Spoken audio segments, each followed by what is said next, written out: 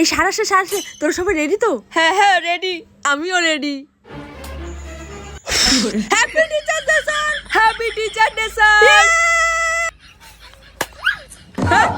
এসব কি হচ্ছে? কি হবে আবার স্যার, আজ তো টিচার ডে, তাই আমরা সবাই মিলে ছোট্ট করে সেলিব্রেশন করছি। ছোট্ট সেলিব্রেশন, এটা একটু বেশি ছোট হয়ে গেল না? আরে কিছু বলে না স্যার, আসুন আসুন কেকটা কাটুন।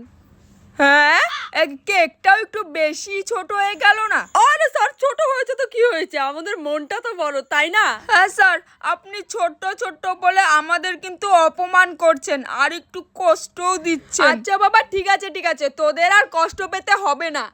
আমিও তো তোদের জন্য ছোট্ট ব্যবস্থাই করে রেখেছি। সেটা তো জানি, জানি, স্যার।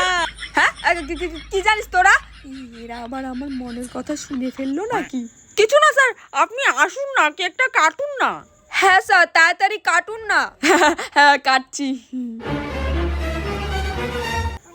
হ্যাপি হ্যাপি, এই নে খা। হ্যাঁ স্যার, হ্যাপি বলতে না বলতে কেক কাটা হয়ে গেল, পুরোটা তো বলতে দিন। হ্যাঁ সোনা বাবা আমার, পুরোটা বলার জন্য এরপর থেকে একটু বড় কেক এনো, কেমন?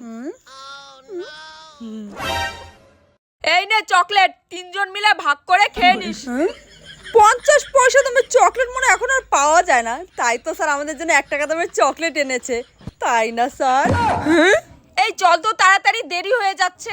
কি রে, এসব গিফট আমাকে না দিয়ে তোরা কোথায় নিয়ে যাচ্ছিস? স্যার, এগুলো আপনার জন্য না। তাহলে কার জন্য? এগুলো প্রফুল্ল স্যারের জন্য।